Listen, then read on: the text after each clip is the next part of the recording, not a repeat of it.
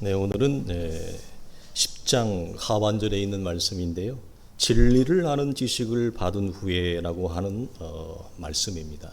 지난주까지는 매우 그 위로와 위안과 영적인 돌봄과 세움의 말씀이 주어졌어요. 근데 오늘 말씀은 조금 결을 달리하는 말씀입니다. 현대 교회가 언제부턴가 심판의 상징인 지옥에 대하여 거의 언급하지 않게 되었습니다. 그래서 이걸 혹자는 이렇게 얘기를 합니다. 하나님의 입에 재갈을 물린다. 하나님의 말씀에 재갈을 물리는 격이라고 할 정도로 심판과 지옥에 대해서는 더 이상 언급하지 마라. 그 이유는 그렇지 않아도 우리가 살아가는 현실이 지옥 아닙니까? 이거예요. 지금 우리가 매스컴을 통해서 보지만 참 한마디로 말할 수 없는 그 팔레스타인 가자지구, 그 창세기로 거슬러 올라가지 않습니까? 그 팔레스타인의 선조가 누굽니까? 아브라함이 하나님의 말씀을 의심하여 또 다른 여인을 통해서 하나님의 약속의 여인이 아니라 다른 여인의 배를 통해서 난 후손이 팔레스타인의 여러분 씨입니다. 그들 마치 이것은 그 이스라엘이 가나안 땅에 들어가서 하나님이 명하신 가나안 부족을 그들과 분리하라고 할 때 그들이 그 분리의 싸움을 중지했죠. 왜? 싸우는 게 너무 힘들고 고단하니까 그들과 함께 그냥 공존하며 살기를 원했던 것. 그것이 씨가 되어져서 항상 그들의 옆구리에 무엇이 됐다고 그러죠? 가시가 되었다. 이스라엘에서 가자 지구는 가장 비옥한 땅입니다. 예. 언제 기회가 되어지면 그 선배 우리 선배 목사님이 이스라엘에서 공부하신 분이 있어요. 그분이 그 이스라엘에서 오랫동안 계셨는데 가이드도 하시고 그다음에 성경 지리에도 아주 정통하신 분인데 지금 목동에 담임 목사를 하고 계셔요. 그분 한번 모실 수 있으면 좋은데 이사야를 가지고 박사학위도 받고 아주 훌륭하신 분이죠.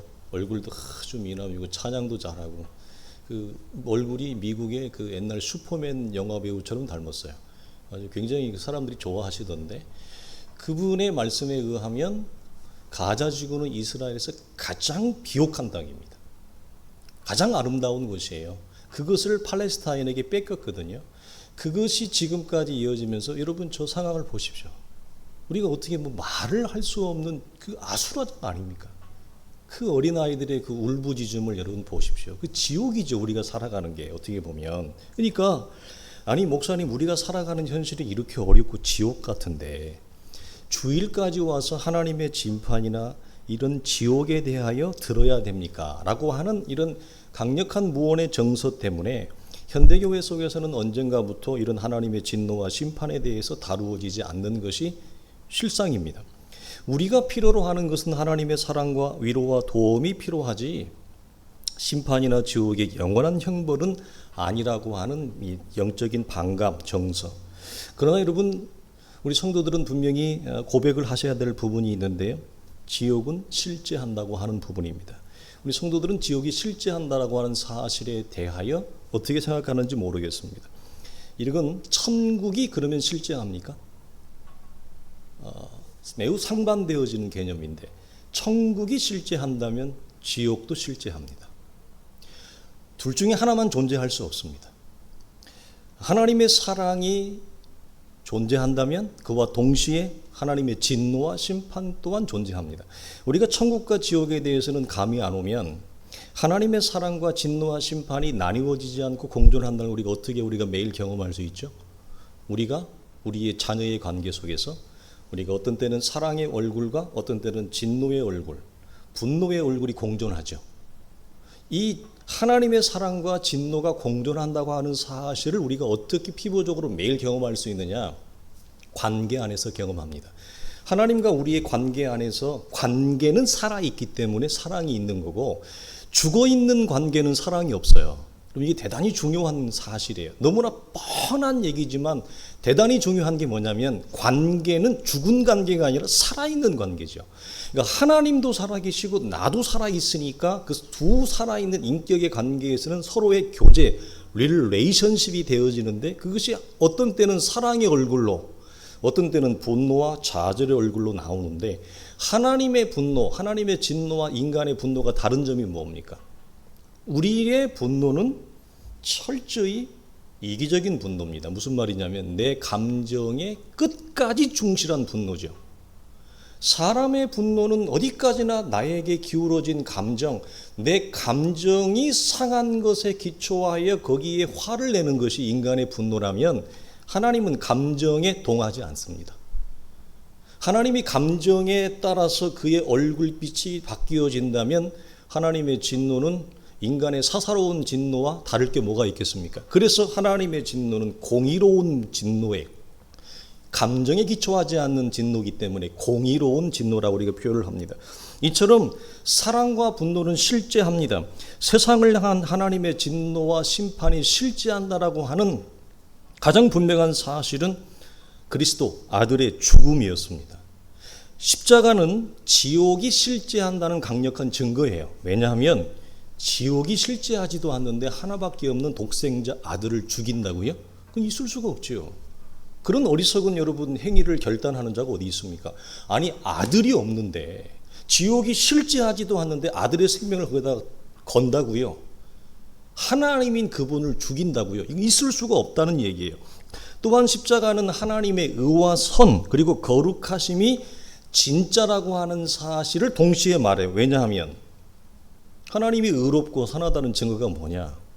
죄에 대하여 악에 대하여 하나님이 심판하지 않는다는 것은 하나님의 의와 하나님의 거룩과 하나님의 선이 거짓이라는 얘기죠. 그러니까 하나님은 세상에 죄가 들어온 것, 죄로 말미암아 악이 들어온 그것을 하나님이 청소하기 위하여, 클린하기 위하여 아들의 죽음을 거기에다가 걸어요. 그 말은 하나님이 그만큼 무엇을 못 보신다는 얘기입니까? 죄와 악을 하나님이 못 보신다는 얘기예요. 그 말은 동시에 무슨 말이에요? 하나님은 그렇게 선하다, 그렇게 의롭다, 거룩하기 때문에 아들을 향한 죽음을 내어 던지면서까지 죄와 악에 대한 심판을 한다. 요 말이에요. 그래서 이것은 나뉘어지지 않고 하나인 것을 얘기를 합니다.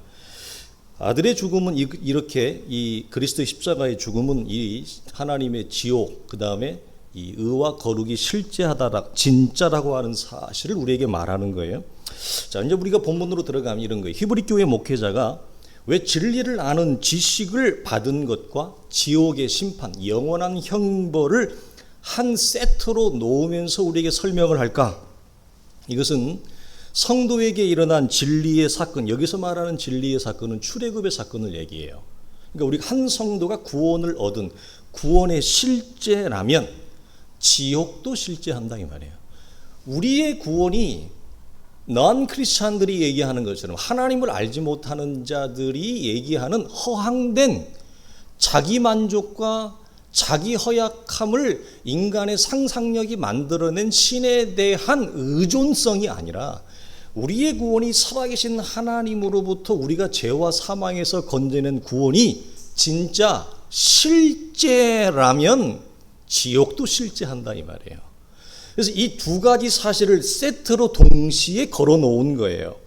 그래서 구원과 지옥 사이, 영원한 형벌 사이에서 이 히브리 교회 목회자가 가운데 뭘 걸어 놓냐면 짐짓 죄를 범한 즉, 요즘 우리 표현으로는 안 쓰는 겁니다만 죄의 문제를 걸어 놔요. 이 말은 무슨 말이냐면 우리가 알고도 죄를 범하는 고의적인 죄를 짐짓 죄를 범한다 이렇게 얘기합니다. 이 짐짓이라고 하는 원래 단어는 이런 뜻이 있어요. 강요하지 않아요. 그리고 매우 자발적이에요. 무엇에 대해서? 죄를 짓는 데 있어서. 누가 나보고 죄를 지으라고 종용하지 않습니다. 누가 나보고 악을 행하라고 강요하지 않습니다. 그런데 내가 스스로 죄를 선택하는 것입니다. 그것도 자원해서 자발적으로. 이것을 반대로 얘기하면 뭐죠? 죄악을 고의적으로 짓는 거예요. 그러니까 레이기에서는 죄를 고의적으로 짓는 것과 고의적으로 짓지 않는 제사의 형벌이 다르죠. 기억을 여러분 하실 겁니다. 그래서 짐짓 죄를 범한다는 의미는 죄와 싸우고 있는 신자의 현실을 말하는 게 아닙니다. 로마서 7장이 오라 곤고한 자로다. 이 사망의 몸에서 누가 나를 건져내지? 건져낼 자가 없다.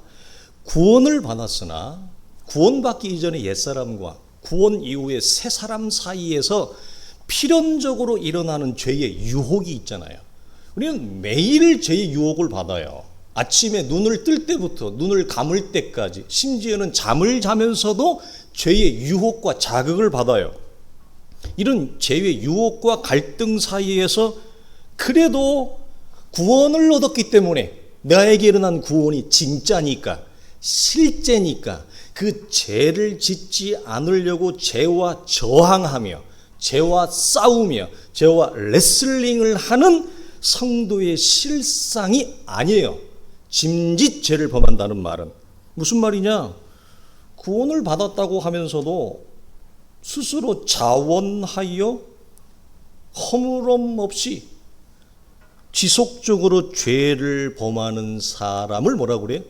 짐짓 죄를 짓는 자들, 이렇게 얘기합니다. 우리는 여기서 이런 질문이 일어날 수밖에 없죠. 아니 목사님, 어떻게 성도가 죄에 대하여 자원할 수 있습니까? 구원이 실제라면, 지옥이 실제라면 어떻게 죄에 대하여 자원할 수 있죠?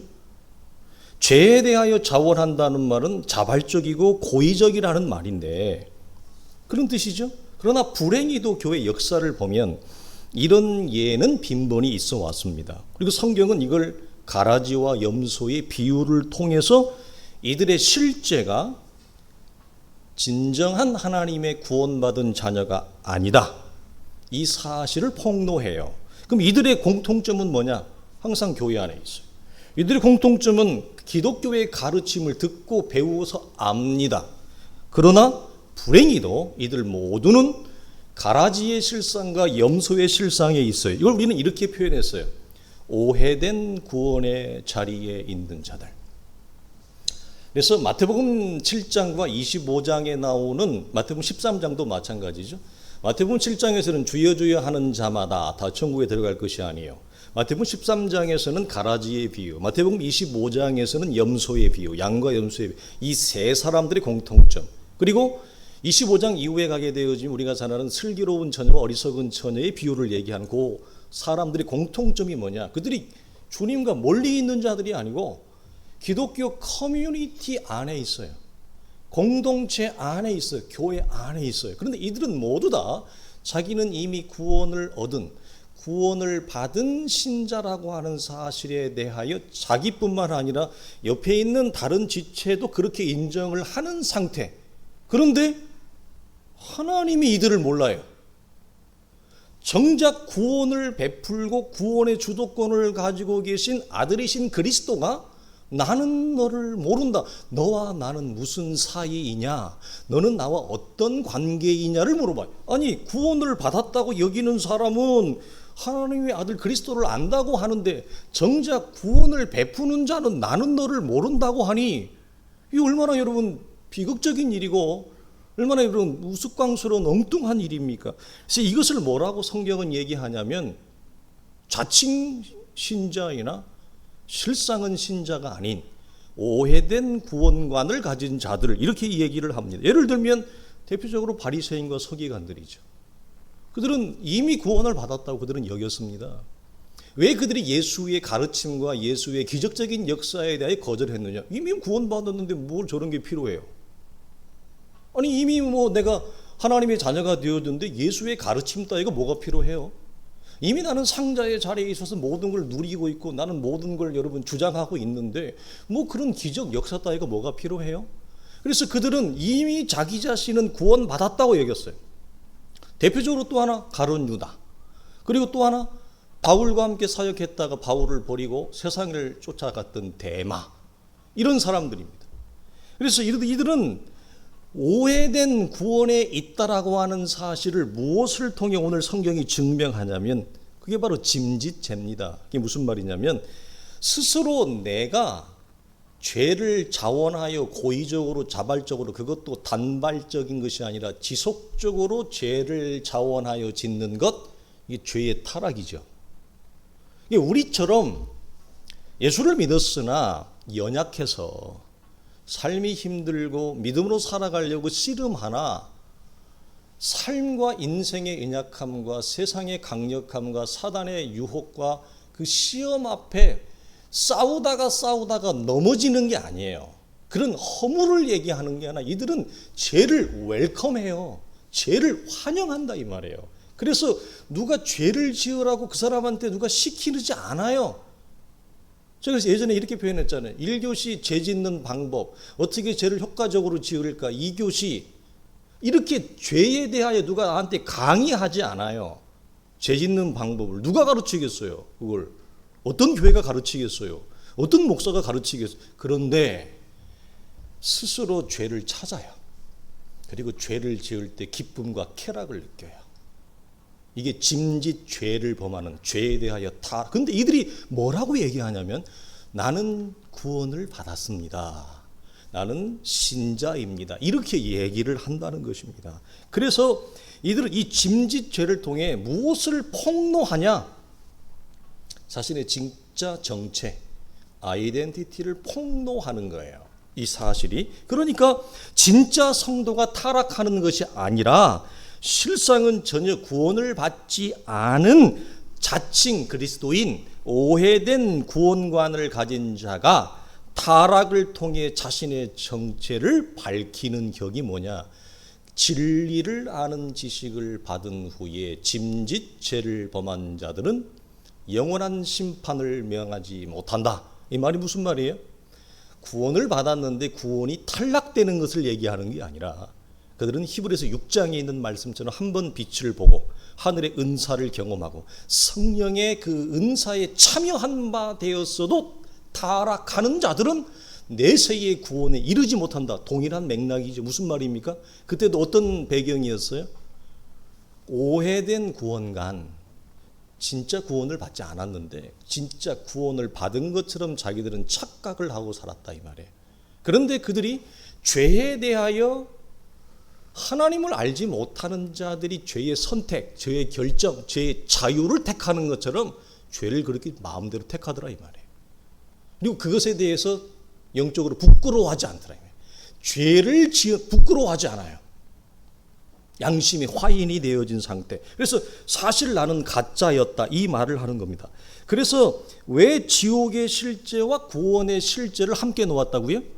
구원이 진짜라면 지옥이 진짜인 것처럼 죄의 타락에 내 자신을 방종하지 않는다 이 말이에요. 죄가 나를 주장하도록, 죄가 들어와서 나를 마음대로 죄를 짓도록 자기 자신을 허락하지 않는다. 구원이 진짜라면 하나님의 자녀는 그럴 수 없다. 이것을 강조하기 위해서요. 그래서 짐짓 이 죄와 결을 좀 다르게 합니다만 제가 우리 성도들에게 많이 강조하는 거 뭐죠? 기독교를 머리로만 이해하는 거. 이것에 대한 이성주의자들에 대한 경고와 위험성입니다. 그래서 성경을 배우나 왜 지식에 멈추어서는 안 되는가? 교리를 배워야 하지만 왜 교리에 멈추어서는 안 돼야 되는가? 왜 안 되는가를 강조하는 거예요.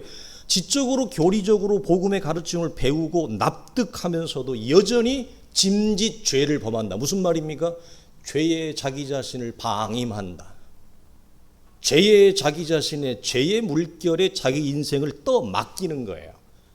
말씀의 물결과 성령의 물결에 내 삶을 떠맡기는 것이 아니라 내어드리는 것이 아니라 죄가 나를 마음대로 짓도록 이걸 로마서 5장과 6장에서는 죄의 주장이라고 그러고 죄가 우리 안에 들어와서 의의 도구가 아니라 악의 사단의 악의 도구로 나를 사용하도록 내어버려 두지 마라. 그래서 의의 도구가 있고 이 악의 도구 중에 너희는 무엇을 택하라고 우리에게 말씀합니까? 우리는 의의 도구로 내 자신을 하나님 앞에 드리라. 그걸 얘기하는데 이들은 이걸 스스로 거부하고 계속 자기 자신을 죄의 도구, 악의 도구로 내어드린다는 거예요. 사람은 여러분 참 이게 재미있으면서도 신비이면서도 묵상거리인데 죄를 거부할 자유와 선택할 자유 둘 다를 가지고 있습니다. 네. 그래서 왜 그러느냐? 하나님의 형상으로 우리를 하나님이 창조했기 때문에 그래요. 하나님의 형상으로 창조했다라고 하는 부인할 수 없는 사실 중에 하나가 뭐냐면 사람은 자율성을 가진 존재입니다. 이걸 좀 크게 얘기하면 사람은 자유를 다 좋아해요. 누구나. 누구나 인생을 꽁꽁 묶어서 강요와 강압이라고 하는 시간과 공간 속에 사람을 집어넣는 것을 누구나 다 싫어합니다. 사람은 창조하는 존재예요. 자유한다는 말은 또 다른 말로 하면 사람은 창조하는 존재예요. 그래서 자율적인 존재, 이걸 교리적으로 얘기하면 자유의지라 그래요. 그러나 굳이 자유의지를 쓸 것이 없고 사람은 하나님의 형상을 따라 창조하는 존재, 자율적인 존재, 자유하는 존재로 지음을 받아서 모든 문명 가운데, 모든 창조물 가운데 인간만이 문화를 발달시킵니다. 자유와 창조와 진보의 능력을 가지고 있기 때문에. 동물은 그게 안 돼요. 오직 사람만이 문명과 문화를 창조합니다. 그리고 그걸 계승하고 발전시켜줘. 사람은 누구나 타인의 강요보다는 스스로의 결정을 좋아하고, 아담과 하와가 이 죄와 의의 경계에서 선택의 기준은 무엇이었습니까? 여러분, 그들은 하나님의 말씀을 순종할 수 있는 선택을 택할 수도 있고요. 오늘 컨디션이 좀 안 좋네요. 그냥 오늘따라 왠지 하나님 말씀 듣기가 싫어요. 우리 그럴 때 있죠. 왠지 남편 말 듣기 싫고, 왠지 아내 말 듣기 싫고, 왠지 사람 말 듣기, 그럴 때 있어요. 그러니까 아담과 하와는 이 두 가지 중에서 내가 하나님의 말씀에 순종을 택할 수도 있고 불순종을 택할 수도 있어요. 하나님은 사람을 로봇처럼 만들어서 너는 무조건 내 말을 들어야 돼, 따라야 돼, 이렇게 프로그래밍하지 않았다는 것이 여러분 재미있는 거예요. 그래서 하나님은 우리에게 이런 자유의 선택권을 주었는데 그 기준은 뭐예요? 하나님의 말씀이었어요. 뭐죠? 내가 먹는 날에는 정령 죽으리라. 그럼에도 죄를 선택했어요. 그럼에도. 이것은 고의적이죠. 이건 자발적인 거예요. 이건 자원하는 거예요. 동시에 자원하여 죄를 택할 때는 하나님이 아담과 하와에게 말씀했던 그 말씀을 뭐 하는 거죠? 그 진리를 거부하는 셈이 되는 거예요. 이 두 가지가 동시에 다 무너져요. 그래서 주어지는 건 뭐예요? 지옥의 실제 심판이 세상에 들어오는 거죠. 심판이 찾아왔고 그 심판에 대하여 아들의 그리스도의 죽음을 통해서 그리스도가 대신 속죄하심으로 우리를 다시 구원의 자리로 옮겨 놓는 것. 그래서 주어진 현실을 살아갈 때 우리 또한 늘 이런 죄와 의의 경계에 늘 서 있습니다. 이게 하루도 우리의 날에 없는 날이 없어요. 누구도 피할 수 없어요. 그런데 문제는 이런 하나님의 의와 진리를 내가 믿음으로 선택했음에도 불구하고 아무 일도 일어나지 않는다. 그리고 아무도 나를 알아주지 않는다. 이겁니다. 이게 오늘 설교의 클라이맥스입니다. 자, 우리가 이런 우리 성도들이, 저는 뭐 대구가 고향도 아니고 대구 자란 것도 아니어서 잘은 모르지만 대구에 우리 교회 말고도 뭐 5,000명 이상, 3,000명 이상, 제가 알기로는 10,000명 가까이 모이는 교회가 없다고 알고, 부산에는 있다고 아는데 10,000명 이상 모이는 교회가, 여러분이 얼마든지 자유로운 결정과 선택을 따라 큰 교회, 시설 좋은 교회 갈 수 있어요. 왜 안 갔어요? 그런데 가시지. 가서 편하게 신앙생활 하시지. 여러분, 우리가 믿음으로 하나님의 저마다의 부르심을 따라서 하나님의 의를 선택을 했어요. 하나님의 진리를 선택을 했어요. 순종을 했어요. 그래가지고 교회를 개척해가지고 딱 왔는데 1년 되어지는 날 하나님이 선물로 뭘 줬어요? 코로나를 줬어요. 여기 신천지에 터져가지고, 그래서 이 앞에 개미새끼 한 마리 안 지나가지고 나는 진짜 공포영화 찍는 줄 알았다니까. 깜짝 놀랐어요. 여기 주말 되면 얼마나 사람이 많은데 한 사람도 안 지나가요. 여러분, 그거 상당히 공포더라고요. 사람이 사는데 사람이 안 지나가요. 상당히 공포스러웠어요. 그 하나님이 보상으로 뭘 줬냐면 코로나를 줬어요. 오직 하나님만이 알아주시고 하나님만이 기뻐하고 현실적인 이 내가 믿음을 선택한 보상이라고 하는 것이 있어야 되는데, 보상은 없고 도리어 코로나만 선물로 받고 여전히 힘들고 괴롭다는 거예요. 이것이 죄는 최소한 아닐지라도 현실과 타협하는 자가 훨씬 나보다 인생도 잘 풀리고 잘 사는 자처럼 보이고 실제로 잘 살아요. 이것 때문에 우리가 믿음의 걸음을 주저하게 됩니다. 이것 때문에. 적극적으로 죄를 짓는 건 아니라 할지라도 현실과 타협하고 좀 더 안락하고 편안한 길을 선택하는 자가 실제로 우리보다 잘 살잖아요. 편하게 살잖아요. 그렇게 보여지잖아요. 아니 이렇게 어려운 중에도 이 시대에 누가 이 맨 땅에 개척을 하냐고요. 제정신이에요? 우리 같이 목회했던 선배 목사님들, 스승 목사님들이 전부 저보고 뭐라고 그랬어요? 요즘은 개척 안 된다, 정 목사. 네가 아무리 날고 기어도 너 그 기존 교회에 있었으니까 그렇게 교회가 부흥하고 세워진 거지. 새로 맨 땅에 개척하면 요즘 시대는 개척해서 안 되는 시대야.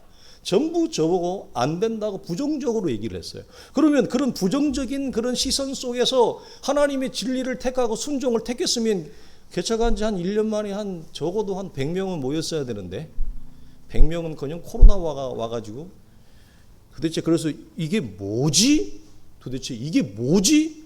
내가 이걸 선택한 결과가 겨우 고작 이거란 말인가? 이 질문이 우리의 걸음을 멈추게 한다 이 말이에요. 여러분 그러나 여기에는 놀라운 하나님의 일하심이 있다고 하는 사실이에요. 자 그러면 반대로 여러분 이렇게 생각을 해봅시다.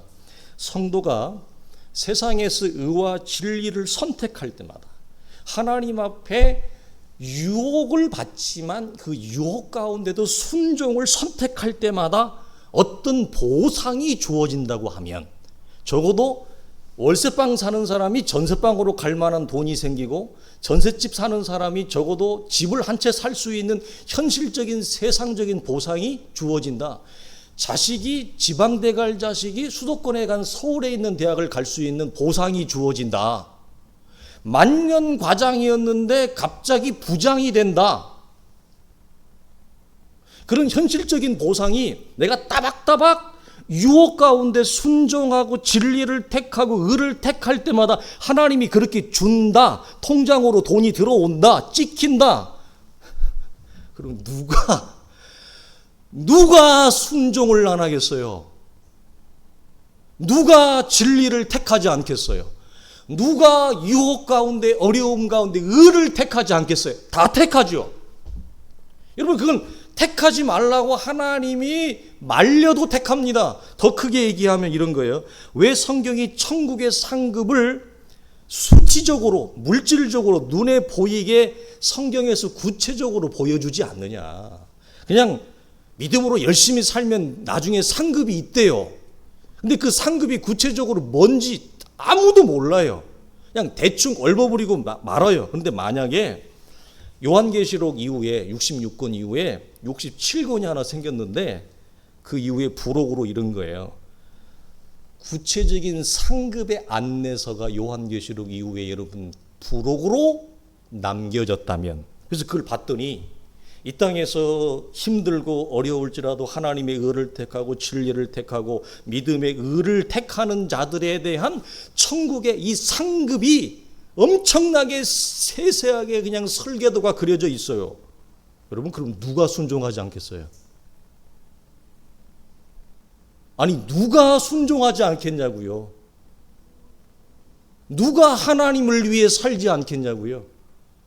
전도할 필요도 없고요. 예수 믿으라고 말할 필요도 없어요. 설교도 필요 없어요. 성도들이 자원해서 예수 잘 믿을 겁니다. 아니 예수 잘 믿을 때마다 집 한 채가 떨어지는데 그러면 어떻게 안 믿고 배겨?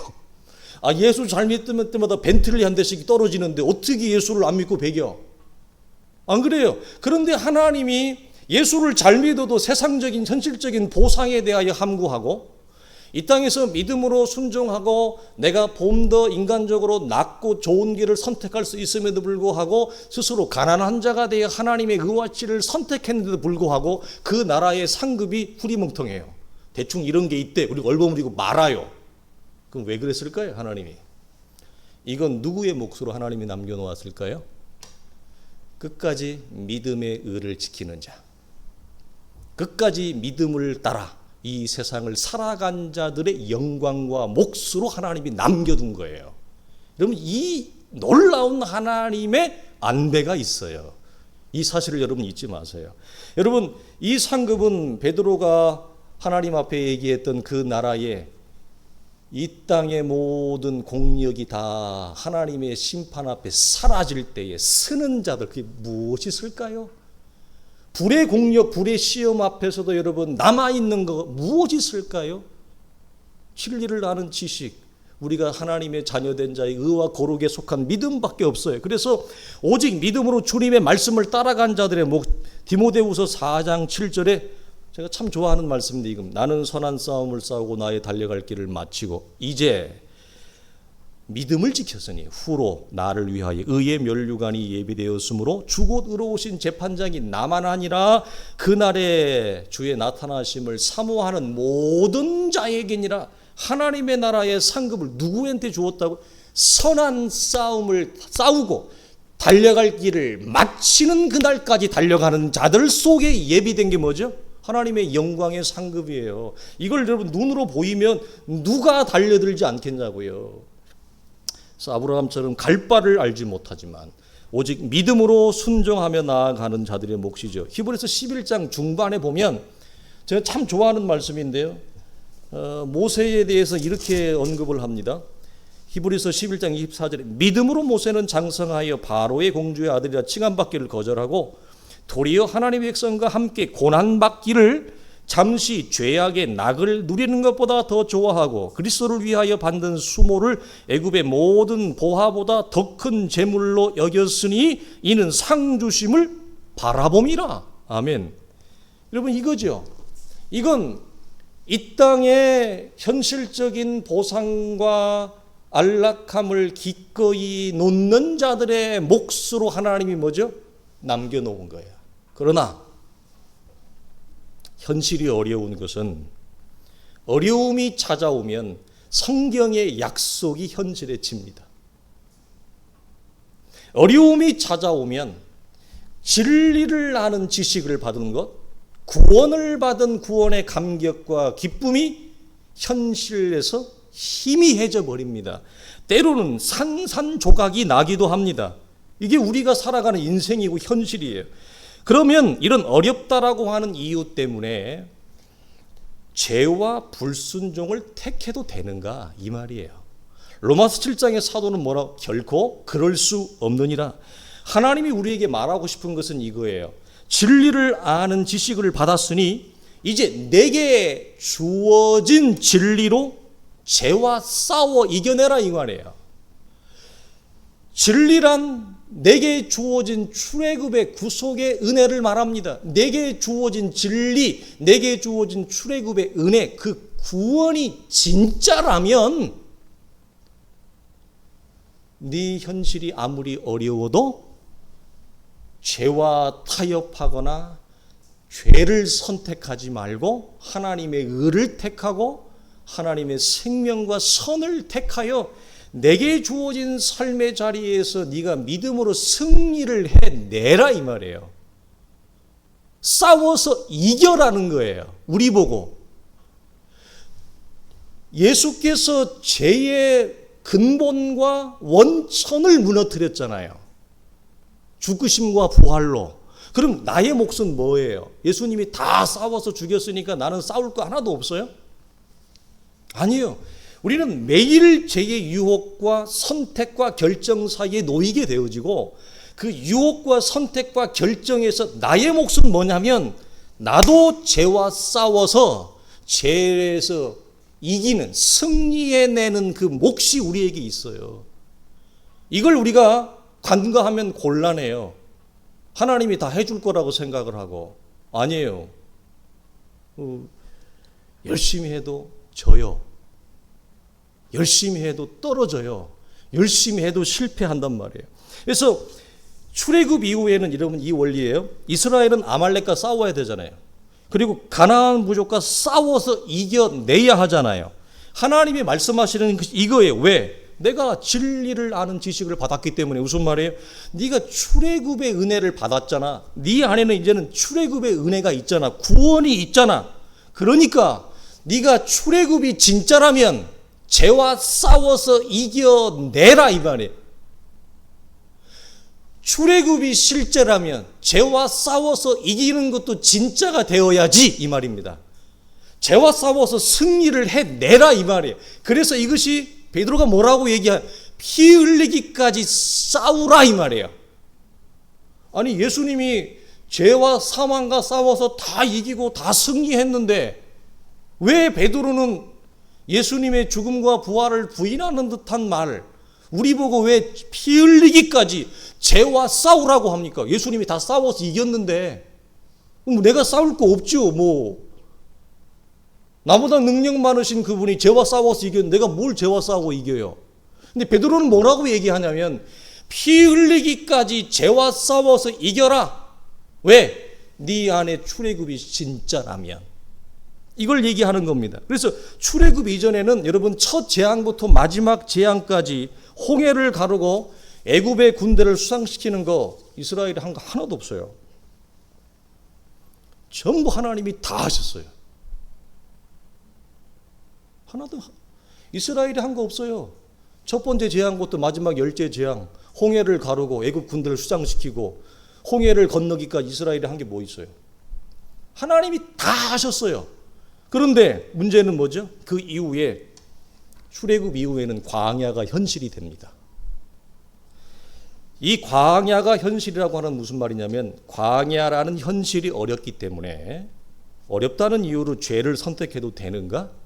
이 말이에요. 근데 주님은 뭐라고 말씀하냐면 네가 출애굽의 은혜를